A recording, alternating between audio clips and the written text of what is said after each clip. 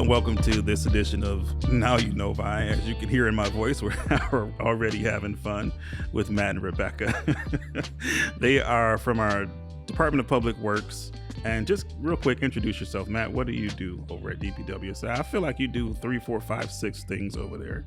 You got your hands in everything. Oh, I do. Quite a few, actually. So I oversee the Field Operations Division, which is part of 4 functional divisions over at DPW between engineering and fleet and water and sewer. Anyhow, so we take care of forestry assets. Okay. We'll do your Those are pothole trees? patching. Yeah, yep. Okay. So trees, yeah. So your trees, your potholes, probably most importantly is winter maintenance. Okay. We take a lot of pride in what we do over there and making sure that the community's roads are clear, both major and neighborhood roads. So you manage snow plows. Is that what I'm hearing you say? Absolutely. The people that drive the crew. them. Yeah, the crew, not the actual plow. Right. Rebecca, what about you? What is your role? You're in the engineering division. I'm in the engineering division, which is a part of the Department of Public Works. I'm a project engineer and I work primarily on public project design. Okay. So we're here to talk about a couple of very interesting and important things. And they relate to sustainability and making Novi a greener city. So Matt, you want to talk about household hazardous waste is what I'm understanding. Yeah, we think it's important to remind the community about the importance of recycling. Yes. And not necessarily taking everything to a landfill. We'd like to have some things processed and recycled, right? So there's several events that happen in Southwest Oakland County. Is it still true that Novi is has one of the highest recycling rates in the area? That's my understanding, yes. Yeah. So we just want to continue to build on that as a community. And one of the events that is held in Southwest Oakland County, different municipal garages and so on and so forth, is household hazardous waste. And you can bring a number of things that can't be put in the trash, like oil-based paint and so on and so forth.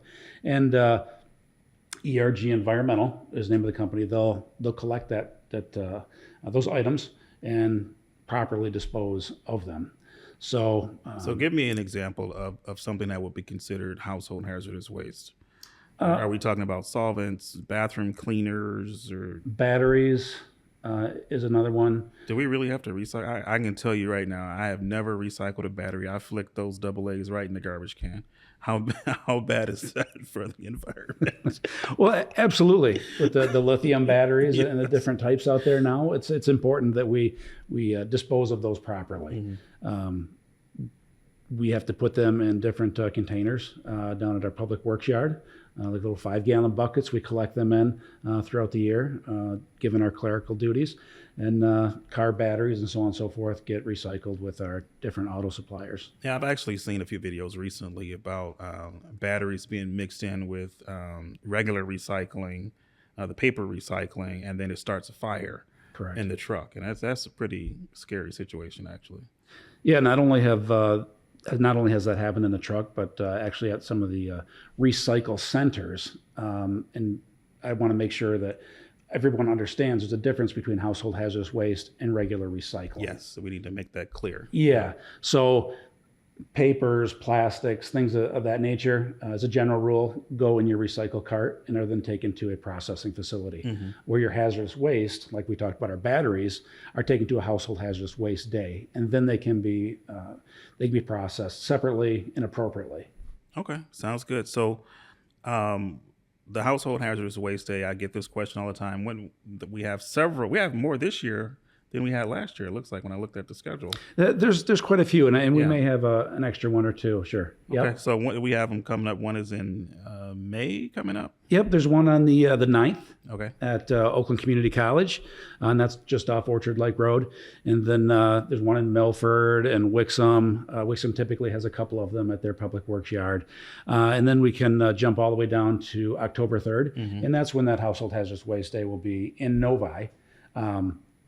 At our DPW yard, and we'll be able to take your supplies there. And it's 26300 Leave the Gold Drive off 11 Mile.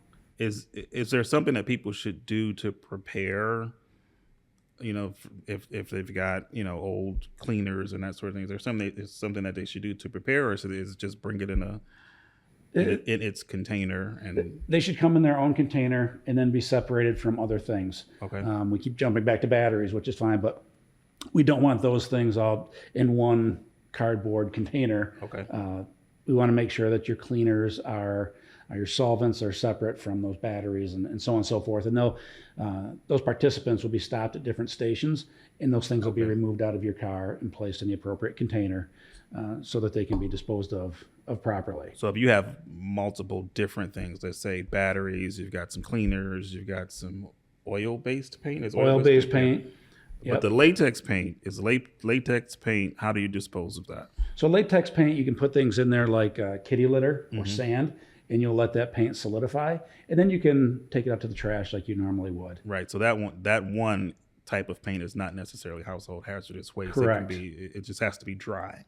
Correct. Yeah. Only oil-based paint was considered hazardous waste. Okay. So people can get all those details on our website. You can go to cityofnovi.org/trash, and there's a link there to recycling and household hazardous waste. Or you can go to the recycling I never remember what all the R's are for. ROSOC, so recovery, resource.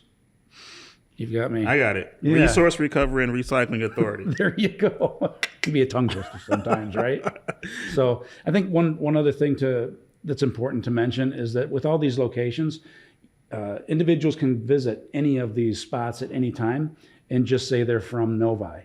So if you want to go to Wixom and drop off your household hazardous waste, let's say on the July 11th, you can do that. They'll take your information, and then that'll be relayed back to the Department of Public Works, and then we will handle any type of fees or whatever might be associated with it at that time. And then you can actually drop that off at any time, or actually have it come picked up from your home. From ERG, if you call the number, I believe it's at the bottom of our screen here. Yep. So and ERG is in Livonia. Yeah. Yep. So they'll come actually to your house and get the materials. Now there is a fee for that. Sure. So it's a $135 fee, and then it's 75 cents a pound after that. But it's a responsible thing to do. It absolutely is a responsible thing to do. Yep. Or it can be dropped off Monday through Friday from 9 to 5 at their location. Which would still carry the 75 cents per pound fee, probably. There will be some sort of fee. Yeah. Yep. So you can either do one of three things. You can go to any of the household hazardous waste days, regardless of the location. Correct. And regardless of where you live. You can come to the Novi Household Hazardous Waste Day in October. Correct. Or at any time, you can take your household hazardous waste to ERG or call them and ask them to pick it up. Absolutely. Yep. All Plenty of options, and it's just a service we think is very important for the community, and we really want to boost our recycling abilities. Awesome. Go to the website, download the flyer. It has all the information for what is and isn't acceptable for household hazardous waste. Anything else you want to add? No, I need to give Rebecca a chance to talk here. Who? Rhonda. Inside joke. I accidentally, for some reason, wanted to call Rebecca Rhonda earlier. Glad I stopped myself, though. Rebecca is here to talk about composting, food composting. Yeah. Are there multiple kinds of composting? Well, you have your leaf litter, you have your food waste.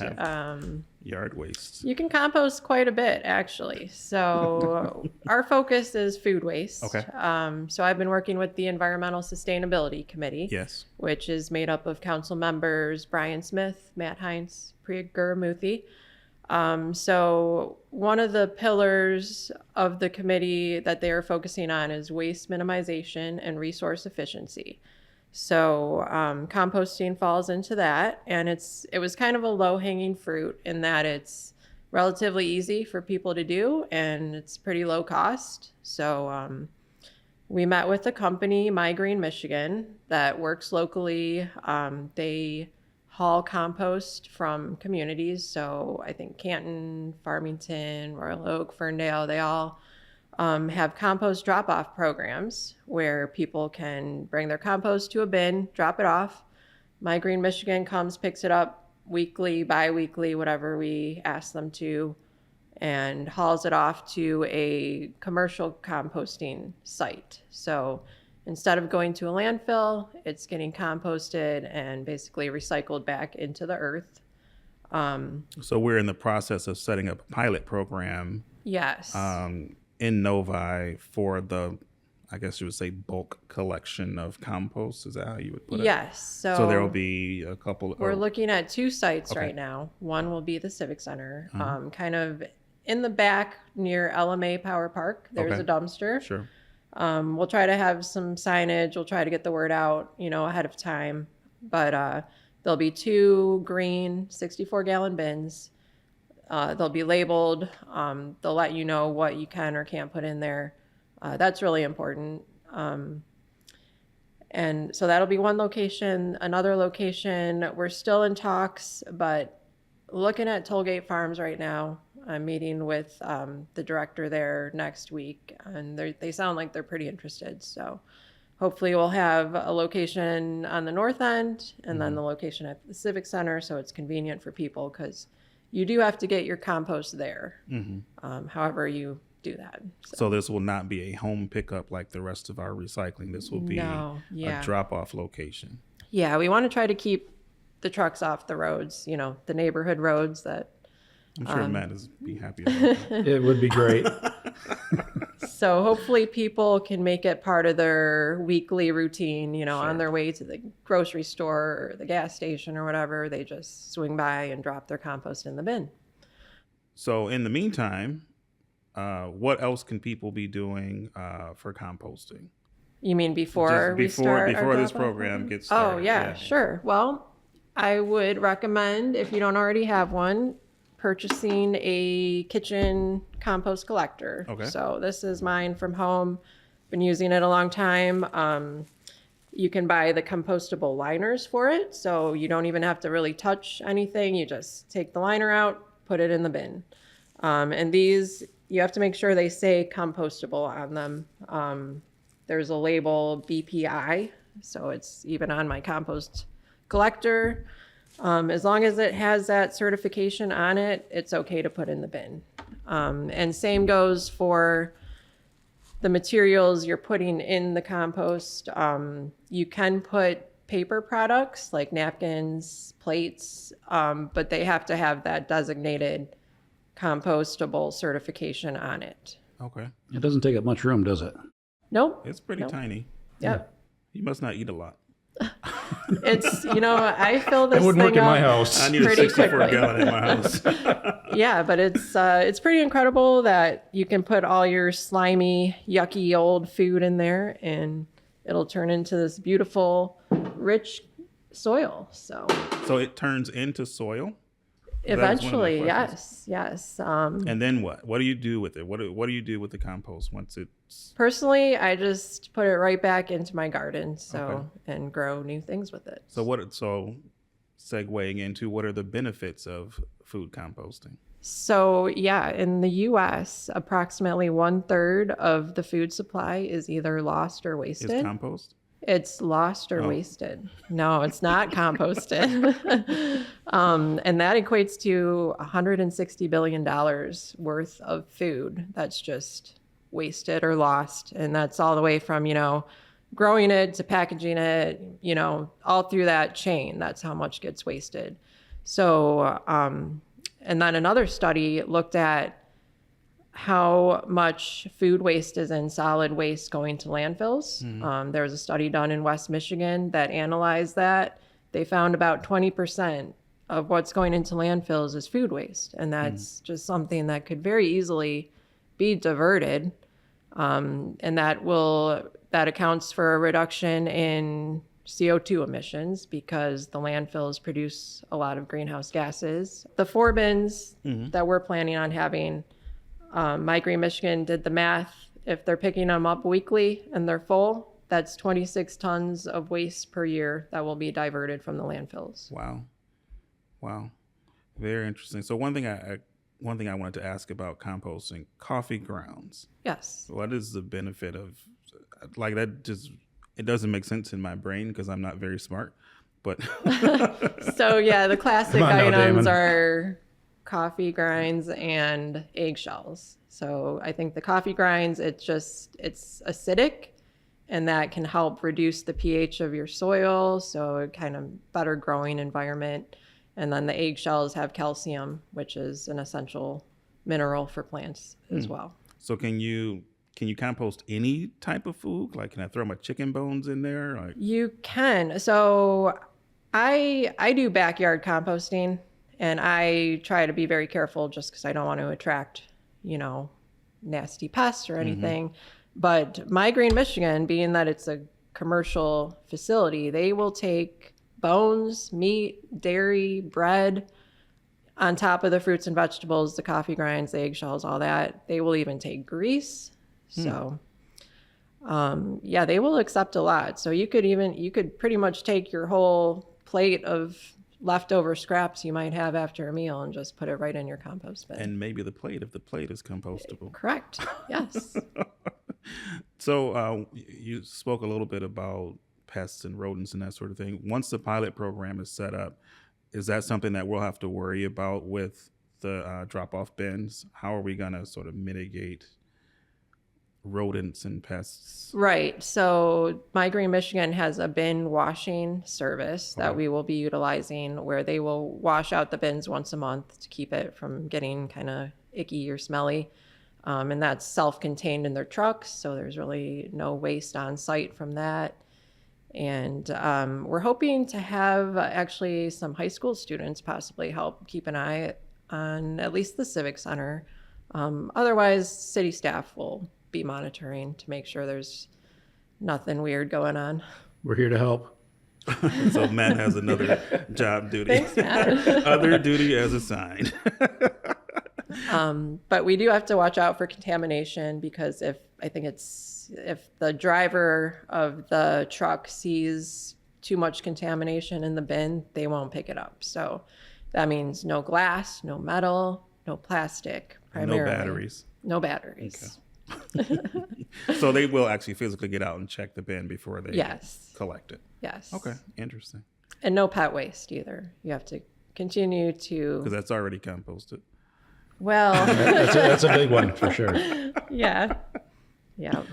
All right, sounds good. Well, I should have said it's already fertilizer. It's probably what I should have said. Very good. All right, thank you for ending the show on a very disgusting note on my part. Thank you guys for coming by and giving our residents a lot of good information on how to make Novi greener.